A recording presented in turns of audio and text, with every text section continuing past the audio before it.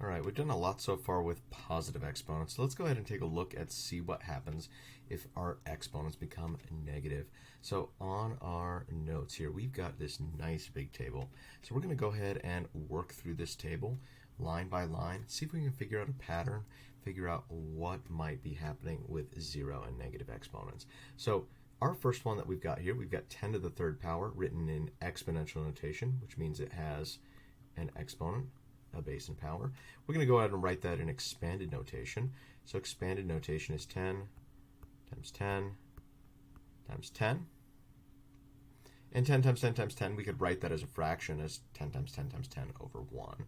Or 10 over 1 times 10 over 1 times 10 over 1. And as a decimal, if we multiplied that out and wrote that as a decimal, we'd say that that is equal to 1,000. Now let's go ahead and do the same thing for our next row. We have 10 squared is 10 times 10, which is of course just 10 over 1 times 10 over 1, which is equal to 100. And now let's keep going. 10 to the first power.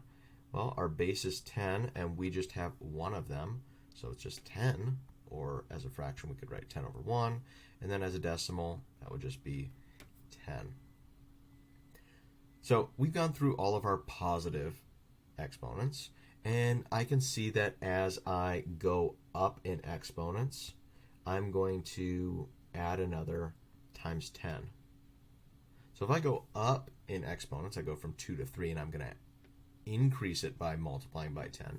That means when I'm going down, I'm going to divide by 10, because I'm going to be doing the opposite.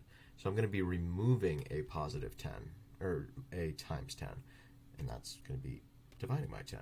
So then as I go from 10 squared to 10 to the first power, and I go down there, I'm going to divide by 10 again, which means that that pattern, if that holds true, I'm going to be dividing by 10 here. So 10 divided by 10, I know, is just 1. Fractional equivalent of 1 is 1 over 1, and then the decimal equivalent of 1 is just 1.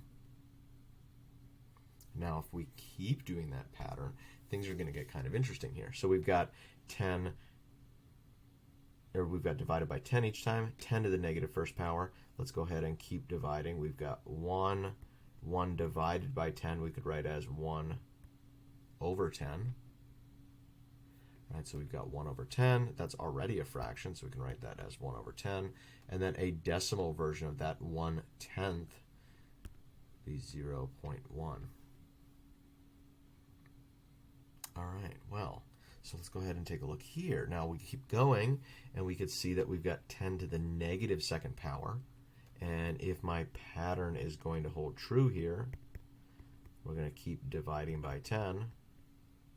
So as we divide by 10 each time, I'm going to have 1 over 10 divided by 10. Or I could also write divided by 10 as times 1/10. That's the same thing. We're dividing by 10.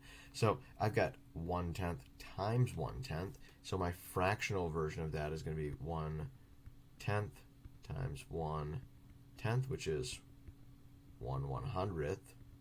So I could write that as 0.01. And then we have, of course, 10 to the negative third, which I'm sure that we can start to see some pattern here, which is going to be 1 over 10 times 1 over 10 times 1 over 10, which is equal to 0.001, or 1/10,000th. So as we look at, sorry, not 1/10,000th, 1,000th.